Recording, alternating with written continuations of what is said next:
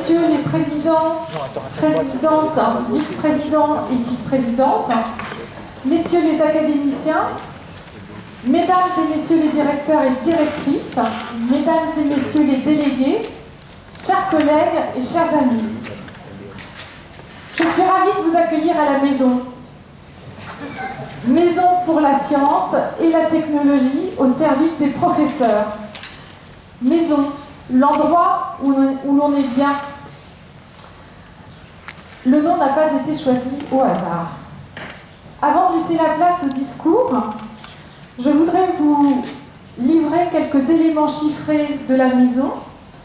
Mais auparavant, permettez-moi de remercier toutes les personnes qui ont contribué à l'existence de cette maison. Tout d'abord, merci à l'Académie des sciences qui s'implique dans une réflexion approfondie sur les questions de société au développement des sciences. Comment stopper cette désaffection des études et carrières scientifiques et technologiques? Comment donner le goût des sciences à nos jeunes? Comment faire en sorte que les enfants grandissent en développant cette curiosité qu'ils manifestent dès leur plus jeune âge? Merci donc à l'Académie des sciences, à l'initiative de ce projet novateur, financé en partie par le programme des investissements d'avenir et piloté par la Fondation La Main à la Pâte, dont la solide équipe est un soutien précieux et permanent. Merci aux universités d'Orléans et François Rabelais de Tours, qui se sont emparés du projet pour candidater en 2013 en tant que presse et pour concrétiser ensuite ce projet une fois la candidature retenue. Merci aux services administratifs dont le soutien bienveillant nous a permis de surmonter beaucoup de petits problèmes. Et merci évidemment à tous les laboratoires et composantes, mais également à tous les partenaires scientifiques et industriels, dont les noms apparaîtront dans quelques instants, qui se sont impliqués avec enthousiasme et professionnalisme. Ce n'est pas par hasard que les maisons sont implantées au cœur des universités, au plus proche de la science et la technologie vivante. Maison pour la science et la technologie au service des professeurs. Pour candidater, il fallait le support d'une entreprise locale. Merci à LVMH Recherche qui s'est engagé. C'était naturel que M. Touré, président de l'Université d'Orléans, s'adresse à LVMH Recherche. Pourquoi? Groupement d'intérêt économique créé en 1981 pour fédérer les équipes de recherche et développement des maisons de parfums et cosmétiques du groupe LVMH. LVMH Recherche emploie près de 300 chercheurs, principalement sur son site de Saint-Jean-de-Bray, à côté d'Orléans. Leurs équipes travaillent dans plus de 30 expertises scientifiques différentes pour mettre sur le marché environ 1300 nouveaux produits par an pour les marques Dior, Guerlain, Givenchy, Kenzo et Make Up Forever en France, mais aussi Fresh et Benefit aux États-Unis, Acqua di Parma en Italie. Les relations entre LVMH Recherche et l'Université d'Orléans sont très anciennes puisque dès l'origine, les équipes ont travaillé ensemble sur des sujets communs. En 2011, ces relations ont été formalisées par un accord cadre décennal portant sur la recherche, la formation, la communication et la création de valeur. Dans le domaine de la création de valeur, cette collaboration se traduit par le projet Skinovalis qui englobe les projets Cosmétosciences pour la partie universitaire et Math4Cos pour LVMH Recherche. Dans le domaine de la formation à l'université, les chercheurs de LVMH Recherche s'investissent dans les formations de nature cosmétique en licence pro et master. Donc merci à LVMH. Enfin, le dernier remerciement, mais pas le moindre, un grand merci à Madame le Recteur. Dès la première rencontre avec Pierre Léna, avant les candidatures, vous avez montré votre indéfectible engagement pour que l'Académie d'Orléans-Tours puisse avoir sa maison. Vous avez toujours su activer les bons leviers pour faire avancer le dossier et vous avez su œuvrer au sein même du rectorat pour que cet engagement ne soit pas uniquement personnel, mais bien académique. Derrière vous, je voudrais ainsi remercier les directeurs académiques et les services départementaux, ainsi que le délégué académique à la formation continue et son équipe, qui ont réservé un excellent accueil à la maison, dont ils ont vite mesuré les enjeux à travailler en collaboration. Maison pour la science et la technologie au service des professeurs. 75% des professeurs environ avouent ne pas faire de sciences dans leur classe, alors que qui peut mieux cultiver le goût des sciences chez les élèves que leurs professeurs? La mission principale des maisons est de contribuer au développement professionnel en sciences et technologies, amener le professeur à prendre en charge sa formation en fonction de ses besoins, pas de façon ponctuelle, mais tout au long de sa vie, de manière formelle ou informelle, et avec des connaissances et compétences acquises, valorisées. Pour finir, quelques chiffres, comme promis.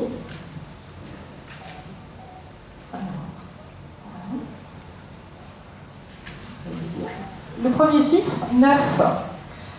La maison Centre-Val de Loire fait partie d'un réseau de 9 prototypes pilotés par le Centre national. Les maisons d'Alsace, Lorraine, Auvergne et Midi-Pyrénées ont ouvert en 2012 et les maisons d'Aquitaine et Alpes-Dauphiné ouvriront en 2015. Les actions de la maison pour l'année 2014-2015 se trouvent dans le catalogue que vous pouvez voir sur différentes tables et vous servir. Voilà, nous avons cette année 24 actions de développement professionnel déclinées en 41 sessions de 2 ou 3 jours.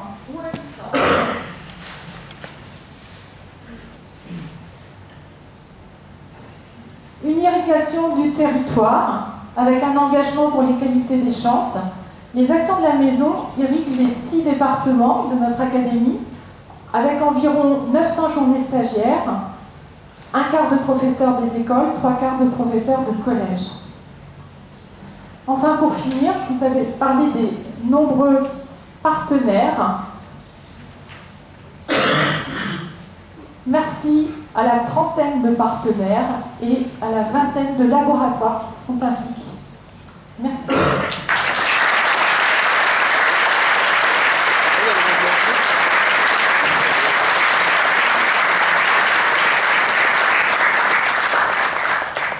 Alors, on va maintenant écouter donc M.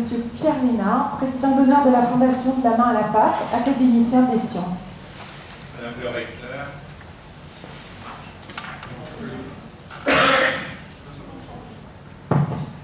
Madame le recteur, Monsieur le vice-président de l'Université d'Orléans, Monsieur le directeur de recherche de la société LVMH Recherche, Madame la directrice de la maison, Monsieur le directeur de l'École supérieure du professorat et de l'éducation, Madame le directeur de la Fondation, la main à la pâte, chers collègues, chers amis, mesdames, messieurs, inaugurez en votre présence nombreuse cette maison pour la science au service des professeurs en Centre-Val de Loire est pour nous un véritable bonheur. En effet, cette maison ouvre une nouvelle série de 5 maisons qui prolongent le réseau des 4 maisons ouvertes en 2012. Capitalisant sur l'expérience de ces dernières et dans un contexte nouveau, celui de la création et de l'ouverture des écoles supérieures du professorat et de l'éducation, une lourde responsabilité d'excellence et de créativité pèse désormais sur vos épaules. Mais les travaux préparatoires que nous avons conduits ensemble pour parvenir à la convention qui est signée aujourd'hui me rend tout à fait optimiste sur ce qui va suivre. Et je voudrais remercier toutes celles et tous ceux qui, pendant cette année et demie de préparation, ont consacré tant d'imagination, tant d'énergie à la mise en place de la maison et des actions qu'elle propose depuis cette rentrée aux professeurs. Permettez-moi donc de rappeler d'abord en quelques mots l'intuition géniale de Georges Charpak en 1995. Il se résume assez facilement. Tous les enfants du monde, tous, méritent que leur curiosité trouve réponse, que leur langage se développe, que leurs talents fleurissent. La science peut être, doit être, pour eux, un merveilleux chemin, puisque leur avenir va se dérouler dans un monde complexe et, nous le savons bien, dangereux. Et ce monde, il faut le comprendre avec sa raison. Aujourd'hui, 20 ans après, les idées de Georges Charpak ont fait le chemin un peu partout dans le monde et l'action internationale de la main à la pâte montre qu'il avait en gros 10 à 15 ans d'avance sur cette prise de conscience qui maintenant atteint pratiquement tous les pays au monde. Donc la première tâche de la maison est de faire vivre ce style de science active, joyeuse, ce goût pour l'expérience créative, cet esprit d'attention aux enfants, aux élèves, via leurs professeurs, puisque c'est la voie que nous avons choisie pour transformer l'enseignement de la science et ouvrir l'avenir à ces jeunes. La seconde tâche de la maison est de ne jamais oublier cette vision de Georges et de la main à la pâte.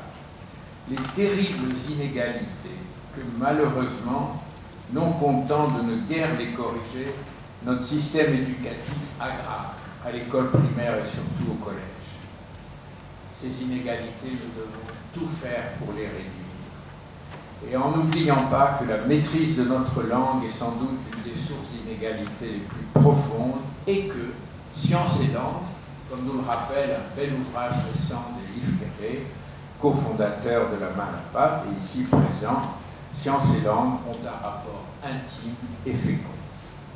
Que ces deux règles fondatrices de la main à la pâte soient, ici comme dans nos autres maisons, gravées dans le marbre, qu'elles inspirent toute la créativité que vous saurez mettre dans vos propositions au service des professeurs, en les accompagnant, en les aidant à rester en contact avec la science et la technique vivante, comme les médecins se doivent de rester proches de la clinique et des résultats de la recherche, comme les ingénieurs de l'évolution des technologies. N'oubliez jamais ces deux règles fondamentales. Votre maison, avec ses actions de développement professionnel, est située sur le campus de l'Université d'Orléans où la recherche est si vigoureuse. BRGM, CNRS et tant d'autres. Elle s'appuie sur des entreprises prestigieuses telles que LVMH Recherche, mentionné tout à l'heure, et bien d'autres.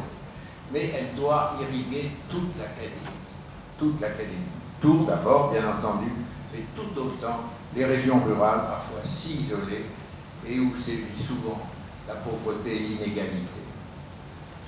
Les moyens que nous donnent les investissements d'avenir, ce que vont y ajouter les entreprises auxquelles va toute notre connaissance, ce que met le rectorat, nous permettent de créer ici un nouveau prototype du développement professionnel des professeurs enseignant les sciences. Utilisez votre liberté, celle que nous avons voulu en proposant le dispositif des maisons aux investissements d'avenir. Utilisez votre liberté pour que ce prototype soit le plus efficace, le plus démonstratif possible. L'ESPE d'Orléans-Tours, avec laquelle vous collaborez, comme toutes les autres, pourront bénéficier de vos résultats lorsqu'en 2018, il s'agira pour l'État de tirer les leçons de ces prototypes et de passer à la petite ou à la plus grande série, en s'appuyant sur les évaluations indépendantes des maisons qui sont déjà engagées. Sans vigoureux développement professionnel tout au long de la carrière, le métier de professeur de sciences au collège continuera de s'étioler. Et dans le primaire, sciences et demain informatique resteront homéopathiques, faute d'accompagnement. C'est donc l'enjeu. Autrefois, des bateaux sur la Loire déchargeaient à Orléans le vin lorsqu'il avait tourné en vinaigre. L'industrie florissante produisait donc un bon vinaigre. Louis Pasteur, il y a presque exactement 150 ans, puisque c'était le 11 novembre 1867, fut donc invité à Orléans et donna une admirable conférence, leçon, plutôt qu'une conférence, sur le vinaigre de vin. Pasteur y met la main à la pâte. avec une maestria extraordinaire. Il faut relire cette leçon. Il distille devant ses auditeurs du vin et du vinaigre. Il montre deux soucoupes, contenant chacun des deux liquides, montre que l'une peut être allumée par une allumette, l'autre non, donc contient de l'alcool. Puis il profite, avec une lumière électrique, de la présence récente, je rappelle, de la présence d'un microscope, et il projette au mur l'image des fleurs du vinaigre. Mycoderma septi était l'organisme vivant présent dans le vinaigre et qui produisait le processus d'acidification. Et pas à pas, dans cette superbe conférence, il va démontrer le rôle essentiel de ce champignon dans le processus. Et j'extrais ces quelques lignes qui n'ont pas perdu, qui n'ont pas pris une ride par rapport à nos objectifs. Je cite, « Le danger est toujours dans l'interprétation inexacte des faits. » Et plus loin, « Au début des recherches expérimentales sur un sujet déterminé quelconque, l'imagination doit donner des ailes à la pensée. Au moment de conclure et d'interpréter, l'imagination doit, au contraire, être dominée par les résultats des expériences. » Fin de citation. Louis Pasteur était membre de l'Académie des sciences, où se déroula la célèbre controverse sur la génération spontanée qui précéda de très peu son élection en 1862 à l'âge de 40 ans.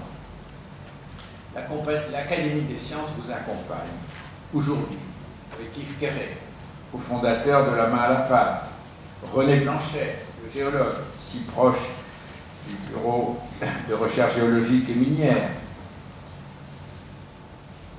Christian Dumas, le spécialiste des fleurs, Didier Roux, l'homme des matériaux, avec André Pinault, de l'Académie des technologies, et Daniel Rouen, le président de La Main à la Pâte, l'astrophysicien, n'est pas présent aujourd'hui et le regrette bien sûr. Pourquoi? Parce qu'il est en Indonésie, à Jakarta, en train de présider une formation donnée par l'équipe La Main à la Pâte pour l'Indonésie et plus largement les îles Fidji, la Malaisie, la Thaïlande. Donc, c'est aussi tous ces pays qui sont, et surtout les enfants de ces pays, qui sont présents à notre esprit. Et enfin, Yves Bréchet, qui va prendre la parole, et que nous allons entendre à la suite de Pasteur, deux fois, qui fera le lien entre, dans la conférence finale, entre biologie et matériaux. Tous donc, nous sommes ici heureux d'inaugurer cette maison. Elle sera le lieu familial, vous l'avez rappelé, Madame Grillo, où les professeurs ont retrouvé l'alma mater, celle qui les a formés, mater, et lancés dans la vie professionnelle. Bon vent à la maison sans balle de bois.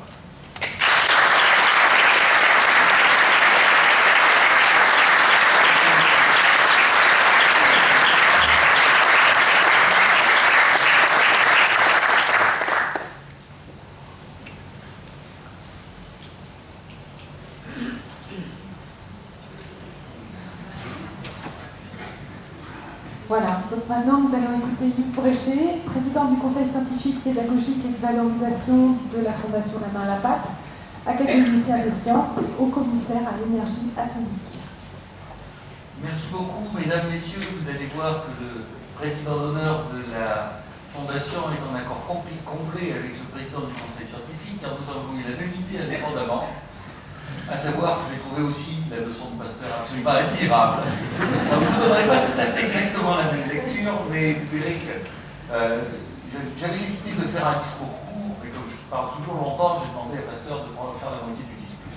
Donc je vous en citerai des longs paragraphes. Alors, l'inauguration des maisons des sciences dans les différentes académies de France est pour moi l'occasion de reprendre à chaque fois une saveur locale. La mission que j'ai donnée de la Fondation La Main à la Pâte, dont je préside le conseil scientifique et qui coordonne les missions, les maisons, pardon. En route, nous avons les pionniers, Strasbourg, Nancy, Toulouse, Clermont-Ferrand, puis un second bataillon, second chronologiquement, s'entend, Orléans, Lille, Rennes, et bientôt Bordeaux et Grenoble. Toutes ces maisons ont été sélectionnées avec la variété voulue des conditions géographiques, puisque nous avons dès l'abord estimé que ne vaudrait exemple que ce qui était adaptable à l'ensemble des conditions du territoire national.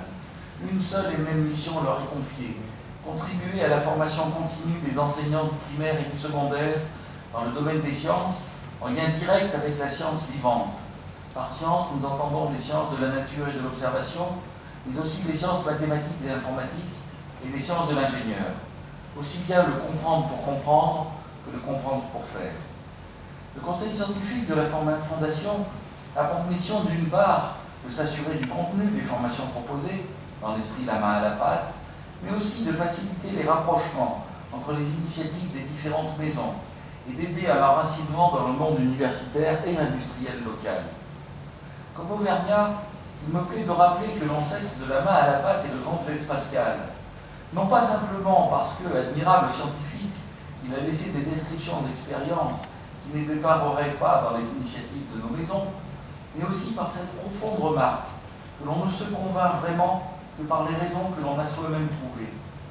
Car c'est cela l'esprit de la main à la pâte: apprendre les sciences en les pratiquant avec ceux qui en font profession, pour que paraisse dans toute sa beauté le raisonnement, la démarche, le lien subtil entre l'observation, la mesure, le calcul, tout ce qui fait que la science, dans son universalité, si elle est partie intégrante de notre culture, n'est en aucune façon une forme de savoir comme les autres. Quelle spécificité locale puis-je trouver à Orléans pour cette inauguration?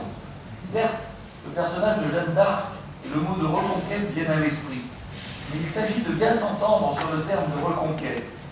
Il s'agit plutôt d'une réappropriation de la démarche scientifique par ceux qui n'auraient jamais dû en être sevrés, les professeurs des écoles et des collèges, aidés par ceux qui n'auraient jamais dû se croire dispensés de la partager, les chercheurs et les ingénieurs. Et c'est une autre voix que je voudrais vous donner à entendre, celle du grand Pasteur. Quand j'étais enfant, le visage austère de Pasteur était sur les billets de 5 francs. Tous les enfants de France voyaient microscopes écornus et les fameux ballons à colle de cygne dès l'épicerie. Pasteur a mené dans sa vie 10 grandes enquêtes scientifiques. Celle qui est la plus connue du grand public étant celle de la vaccination antirabique. Mais Pasteur ne jugeait pas au-dessous de sa dignité d'aider de son savoir l'industrie nationale. Une de ses enquêtes s'est déroulée en grande partie à Orléans, celle sur la fermentation du vinaigre. Je voudrais encourager les responsables de la Maison pour les sciences à relire l'admirable leçon sur le vinaigre prononcée le 11 novembre 1867 à Orléans. Et je souhaite vous en livrer quelques passages pour vous convaincre de lire d'urgence l'ensemble. C'est bien que quoi je suis payant. Maintenant, c'est Pasteur qui parle. Alors, en acceptant de venir parler devant les vinaigriers de la ville, il me dit d'emblée: je me suis rendu avec empressement à cette invitation en m'associant au désir qu'il a provoqué, celui d'être utile à une industrie qui est une des sources de la fortune de votre cité et de votre département. Alors, quand le vinaigre se transforme-t-il en vin? Pascal nous l'écrit. Voici du vin. Pasteur nous l'écrit. Voici du vin qui s'est transformé en vinaigre après avoir été abandonné à lui-même durant quelques semaines. Quelles sont les conditions qui ont déterminé cette transformation? Assurément, il en est de particulières, car il ne faudrait pas croire que du vin, abandonné à lui-même, devienne toujours du vinaigre. Je couche horizontalement cette bouteille bouchée et pleine de vin, quelle que soit la nature du vin, à quelque température qu'il soit exposé. Dans aucune circonstance, il ne se transformera en vinaigre. Tout au plus pourrait-il prendre une acidité faible, nullement comparable en intensité à celle du vinaigre. Alors maintenant, il se pose la question de quelle est la différence entre le vin et le vinaigre. Voici deux appareils distillatoires semblables. Dans l'un, nous chauffons du vin, dans l'autre du vinaigre, qui a été produit avec le vin du premier appareil. De part et d'autre, vous le voyez, nous avons recueilli dans le vase condenseur un liquide limpide et incolore. Mais ces deux liquides ont des propriétés essentiellement différentes. Je chauffe dans cette soucoupe une portion de celui que le vin a fourni, et dès que vous verrez apparaître les vapeurs, elles s'enflammeront au contact de la flamme de la lampe que je tiens à la main. Rien de pareil ne se manifestera dans cette autre soucoupe, où je chauffe par comparaison le liquide provenant de la distillation du vinaigre. Alors comment on va caractériser la transformation? L'alcool est toujours liquide, l'acide acétique peut cristalliser facilement quand on abaisse sa température. L'esprit de vin n'altère en rien la couleur bleue de la teinture de tournesol. L'esprit de vinaigre, comme vous le voyez ici, la rougit sur le champ. Lorsque le vin est transformé en vinaigre, l'alcool du vin est donc remplacé par une substance d'une nature toute différente, l'acide acétique. J'ajoute d'ailleurs que l'esprit de vinaigre n'est mélangé à aucune partie quelconque d'esprit de vin quand le vinaigre est bien achevé. Quelle est la différence essentielle entre un vin et le vinaigre provenant de ce vin? L'alcool a fait place à de l'acide acétique. Notez bien que vous avez tous les éléments d'une leçon de la main à la pâte, tous écrits dans une langue admirable. Quel est le rôle de l'air? Mais la présence de l'air étant nécessaire à la transformation du vin en vinaigre, vous entrevoyez dès lors cette conséquence probable que c'est l'air qui, en se fixant sur l'alcool du vin, doit changer cette substance en acide acétique. C'est bien ainsi que les choses se passent. Seulement, ce ne sont pas tous les principes de l'air qui interviennent et qui se combinent à la fois à l'alcool du vin. L'air atmosphérique résulte principalement du mélange de deux corps simples gazeux, l'azote et l'oxygène. L'azote qui entre pour les 4/5 du volume total et l'oxygène pour 1/5 environ. Dans la transformation du vin en vinaigre, l'azote demeure inactif, l'oxygène seul en combinaison avec l'alcool. En d'autres termes, la transformation du vin en vinaigre est le résultat d'une oxydation. C'est une combustion sans flamme, une combustion lente, suivant l'expression consacrée. Vous voyez les chiffres apparaître dans l'observation. La preuve que Pascal n'a pas dû avancer. Je vais mettre sous vos yeux là, je n'ai pas amené un verre de vin. Je vais mettre sous vos yeux quelques expériences simples et tout à fait démonstratives des assertions qui précèdent. Dans ce ballon de verre de 2 litres de capacité, j'ai placé du vin dans des conditions propres à l'acidification. Entre autres précautions, j'ai eu soin de laisser un grand volume d'air. C'est-à-dire que le vin n'occupe qu'une petite fraction du volume du ballon. J'ai refermé le ballon à l'aide d'un excellent bouchon, et pour être mieux assuré de sa fermeture, j'ai renversé le ballon et fait plonger le col et le bouchon dans l'eau. Si ce que j'ai avancé est vrai, et que le vin se soit écrit, ne me demande pas de le croire, me demande de le regarder. Que le vin se soit écrit, voilà ce qui a dû se passer. L'oxygène de l'air contenu dans le vase s'est fixé sur l'alcool. Il ne doit plus y avoir en ce moment dans le ballon que du gaz azote, raréfié au lieu d'un vinaigre. En conséquence, si je débouche le ballon dans une cuve pleine d'eau, l'eau de la cuve rentrera brusquement. Je fais l'expérience et vous voyez en effet l'eau se précipiter avec violence. Une mesure assez facile à faire montrerait qu'il en entre un volume précisément égal au 5e du volume primitif de l'air. Recueillant le gaz qui reste dans le ballon, il ne me sera pas difficile de vous montrer, premièrement, qu'une allumette enflammée s'y éteint comme si on la plongeait dans l'eau. Deuxièmement, qu'un oiseau y périt asphyxié sur le champ. Le gaz n'est que de l'azote. Alors je ne suis pas en train de vous suggérer que la maison doit écrire une ligne de financement pour acheter des canaris. Alors, la contre-expérience est aussi admirable. Une vérité qui fait plaisir doit être prouvée 2 fois. Contre-expérience que propose Pasteur. Voici de l'eau pure alcoolisée au degré des vins ordinaires et qui est exposée au contact de l'air dans un vase non fermé. Il séjournerait des années entières sans qu'il n'y ait jamais la moindre acidification.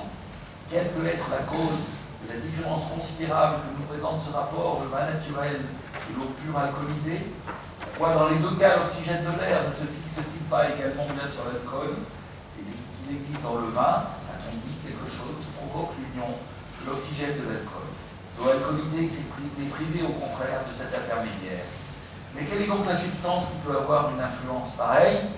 Je ne vous le dirai pas. Je vous laisse le soin de découvrir dans la lecture de cette excellente leçon sur le vinaigre. Je ne vous suggère pas donc d'acheter des canaris pour vérifier ça. Ce que je voulais simplement vous dire, c'est vous faire réaliser l'ensemble des expériences de cette leçon sur le vinaigre. Et en particulier, la clé de l'énigme que je vous laisse découvrir, avec lui la fermentation. D'aucuns parleraient de pluridisciplinarité. Vous y trouverez la démarche scientifique dans toute sa pure beauté, expliquée dans une langue d'une élégance parfaite. Pour conclure, et avant de souhaiter bonne chance à la Maison pour les Sciences, je voulais vous laisser en mémoire toujours le texte de Pasteur sur l'expérience et l'imagination. Je ne vais pas lasser votre patience. Pierre l'avait lui aussi sélectionné dans sa lecture du texte. Et je crois que ce texte n'a pas pris une rime. Merci.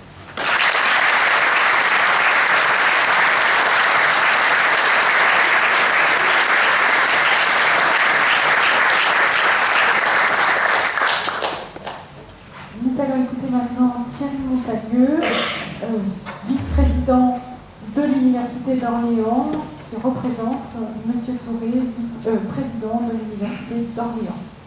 Merci, Michel.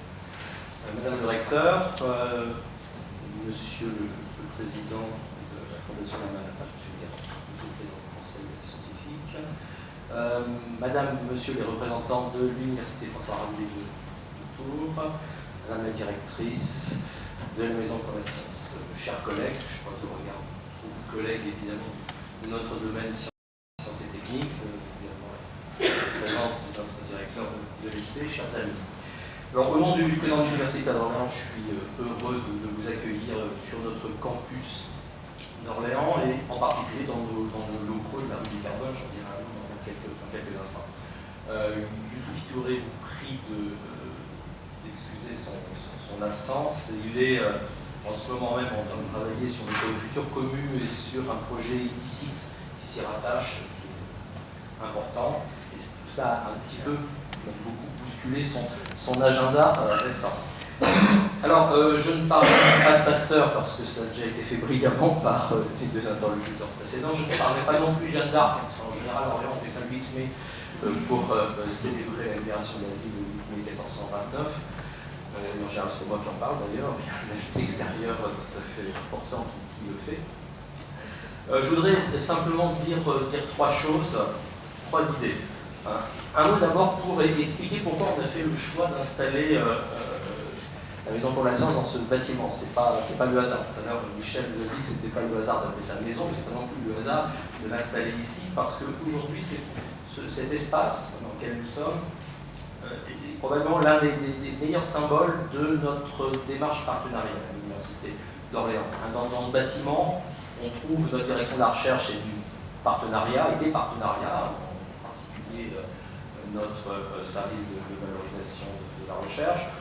On y trouve le siège, par exemple, d'Elastopol, du pôle de compétitivité. On y trouve l'antenne orléanaise du centre de formation apprentis interuniversitaire. On y trouve depuis quelques jours notre service de formation continue. Et puis donc, un espace pour la maison pour la science. On fait le pari que cette proximité ne pourra que favoriser l'émergence d'une activité riche et fructueuse pour tous. Dire ensuite que la mission de diffusion de la culture et de la formation scientifique est une des missions de base, c'est même rappelé par la loi, des universités. Mais notre établissement s'enorgueillit de souhaiter aller plus loin que le simple respect de cette mission de base. On a fait depuis longtemps à Orléans cette volonté de diffuser la culture scientifique et technique. On a fait l'un des leviers fondamentaux de notre développement stratégique. En particulier, évidemment, dans le secteur sciences et techniques, sciences et technologies.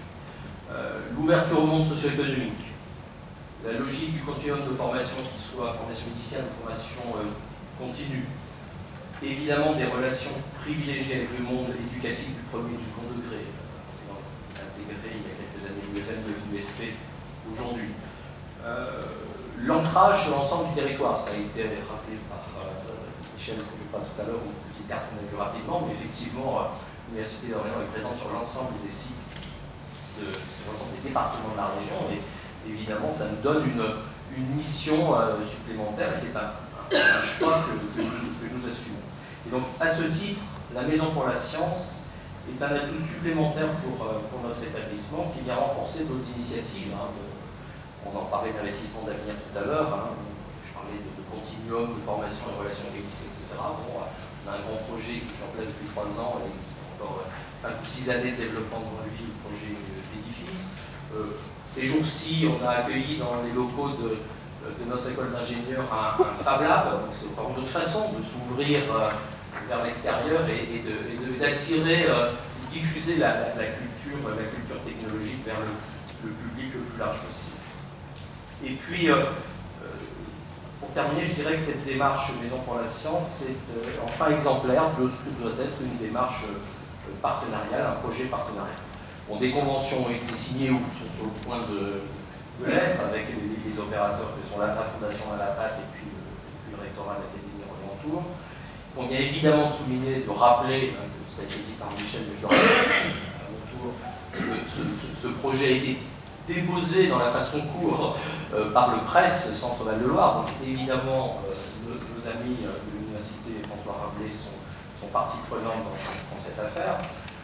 Souligner l'importance également des entreprises présentes et qui soutiennent ce projet, les organismes de recherche, les pôles de compétitivité, de nombreuses organisations qui sont extrêmement actives dans tout ce qui est diffusion de la culture scientifique. Et puis je terminerai en saluant à mon tour la forte implication de LVMH à travers une opération de mécénat très significative, hein, et évidemment ça doit être dit et répété.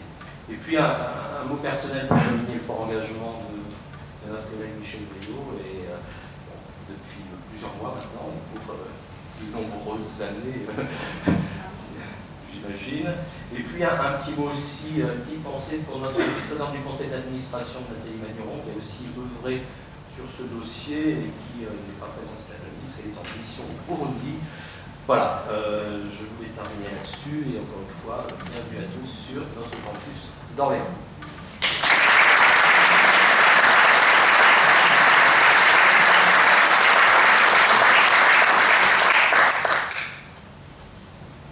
Voilà, Madame le recteur. Merci beaucoup, Michel Fellow.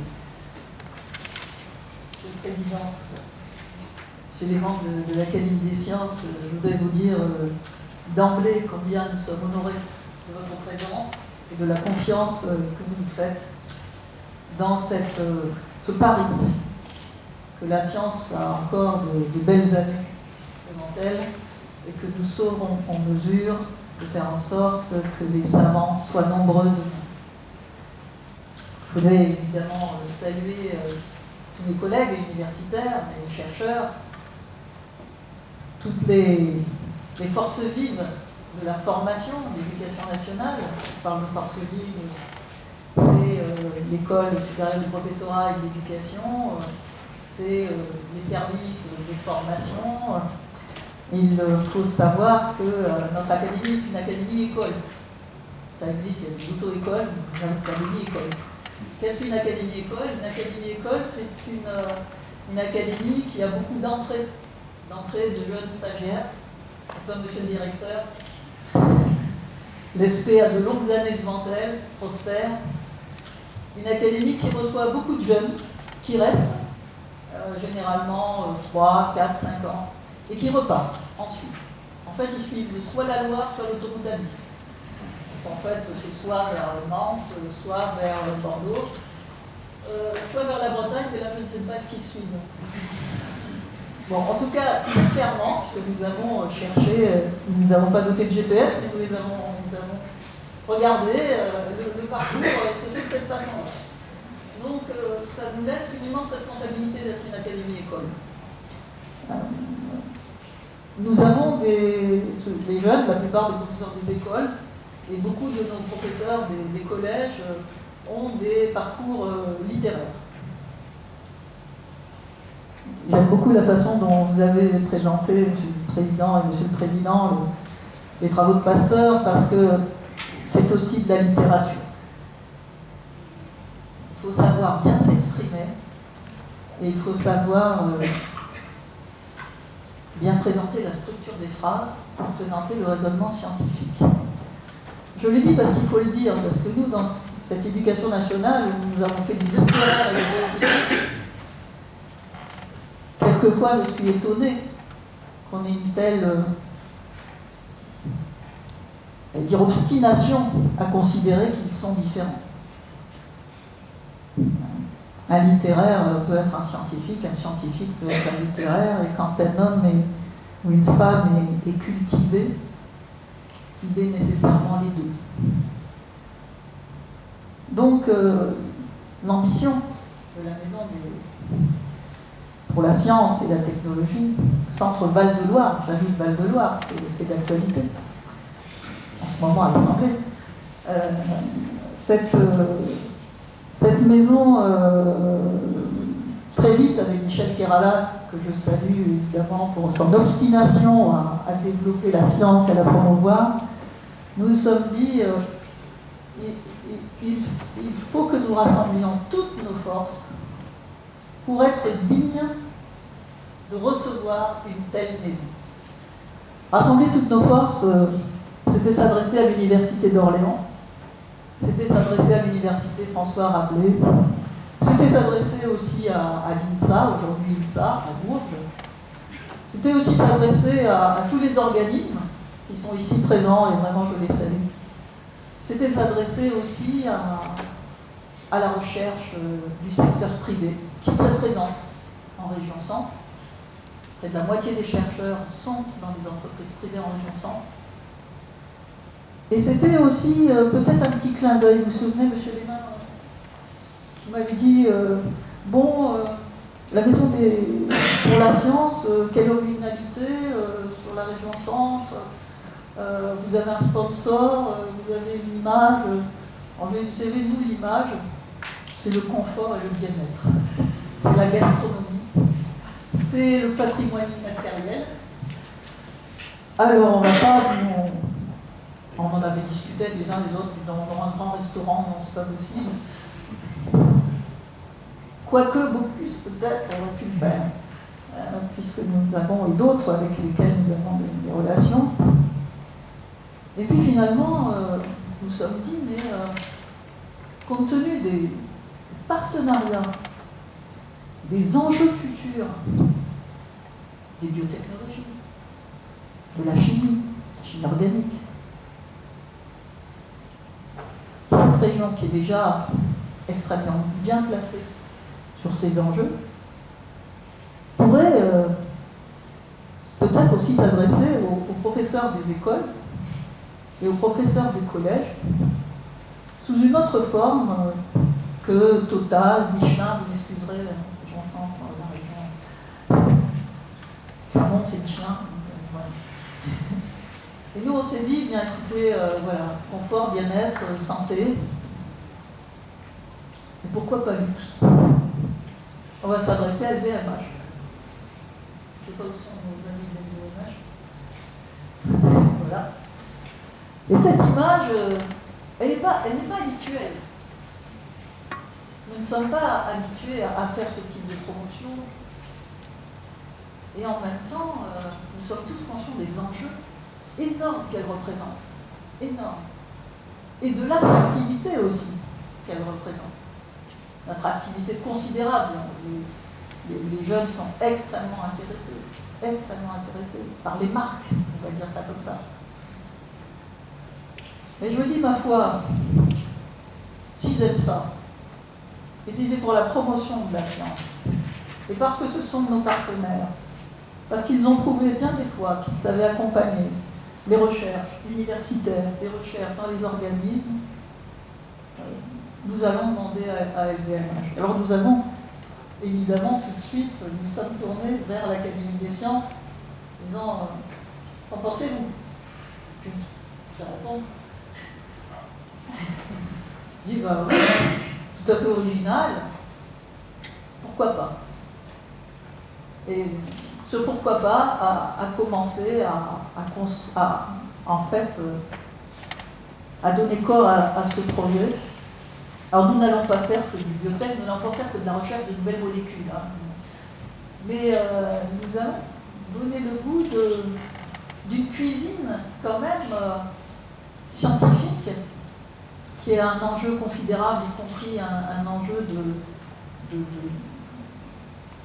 personnel, de curiosité, de jeu. Pour dire que la science, d'abord on n'a pas tout trouvé, parce que bien souvent on envoie deux messages. On envoie deux messages catastrophiques pour les jeunes. Premier message, la science, bon maintenant on sait tout faire. Moi tant que j'ai pas la téléportation, je considère qu'on n'a pas réussi. Deuxièmement, oui, c'est fatigant les voyages. Et deuxièmement, la science c'est dangereux. C'est très dangereux de vivre 140 ans. Très dangereux. Surtout pas essayer de vivre 140 ans. C'est très dangereux d'avoir à manger pour tout le monde. Très dangereux. C'est très dangereux de maîtriser les phénomènes climatiques. Très dangereux. Donc je pense que si J'avais un petit mouvement d'humeur, aujourd'hui c'est l'occasion pour moi de le faire. La science, c'est notre survie sur cette planète. La science, ce n'est pas que le danger. Il y a du danger. Tout le monde s'est brûlé. Il n'y en a plus d'un qui a fait exploser le moteur pour l'expérimenter. Toute l'histoire de la thermodynamique, c'est des gens qui ont fait sauter des... Ils ont été merveilleux. D'ailleurs, moi, je racontais, je faisais mon cours de thermodynamique à l'université par ça. J'étais allé chercher à CNAM, d'ailleurs, toute l'histoire de la thermodynamique. Et en fait, tout le premier cours de thermodynamique, c'était tout ce qu'on avait détruit. Voilà. C'était intéressant comme approche. D'ailleurs, ça les passionnait. Vous imaginez bien les jeunes de première année à l'université, ils étaient absolument passionnés. Donc la science, il y a là des risques. Et quand il y a des risques, il faut chercher encore pour les maîtriser. Parce que de toute façon, si la science stoppe, notre avenir il est écrit. C'est fini. Donc, je voulais le dire à cette occasion parce qu'il faut absolument combattre toutes ces idées que la science, c'est le danger. Et pour le combattre, il faut retrouver la joie de trouver, la joie de chercher et la joie de trouver. La joie aussi de ne pas être sous l'emprise de l'opinion, de la croyance. Quand un scientifique trouve quelque chose, il ne demande à personne de le croire. Il va poser ce qu'il a trouvé sur la table, et même son défi, ça va être de montrer que c'est faux. Il va le poser, il va l'exposer, on fait des colloques et tout. On se promène à partir du mois de mai quand on est universitaire, hein. Même jusqu'en septembre, et en plus on fait tout en même temps aussi. C'est un métier passionnant, je le conseille aux jeunes. Mais on va exposer ce qu'on a trouvé. Et puis les autres vont refaire nos calculs, ils vont refaire nos expériences, puis ils vont dire non, on n'est pas d'accord, c'est pas tout à fait ça, vous avez oublié un paramètre, etc. Et la science avance comme ça, elle est universelle. C'est une composante anthropologique. Et c'est celle qui nous permet de marquer le fait que l'homme est bien propriétaire de la Terre. Ça reste quand même important pour nous. Donc, cette maison pour la science, elle signifie pour moi de faire en sorte, dans toutes ces formations littéraires, majoritairement littéraires, de mettre ces petites graines qui pousseront, j'en suis persuadée, graines de curiosité. Montrer que c'est facile de démontrer, de montrer à des jeunes un certain nombre de phénomènes. J'aurais dit sur le vinaigre, il y a beaucoup de gens qui aiment le vinaigre quand même. Hein. Mais comme ça, au moins, on sait ce qu'il faut éviter pour éviter que le vin ne se transforme en vinaigre. Donc, merci pour la leçon. Donc, pour terminer, je voudrais dire combien je compte sur l'équipe. Je voudrais dire combien j'ai apprécié l'héritage de l'IUFM, l'héritage de l'IRES, de l'IREM, l'héritage de toutes ces mobilisations de chercheurs et d'enseignants qui ne se sont pas contentés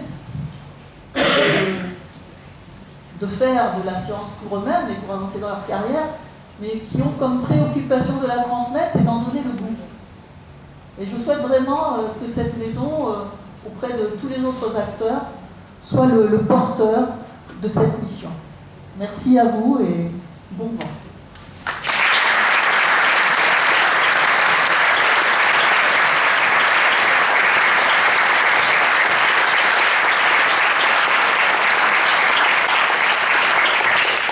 Alors, je vous invite maintenant au cocktail et à la visite des locaux, ou le contraire si vous désirez, visite des locaux et cocktail, parce qu'on ne tiendra pas tous dans les locaux.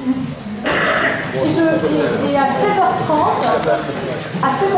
nous aurons le plaisir d'écouter Yves Bréchet pour une conférence biomimétisme, bio-inspiration. Merci.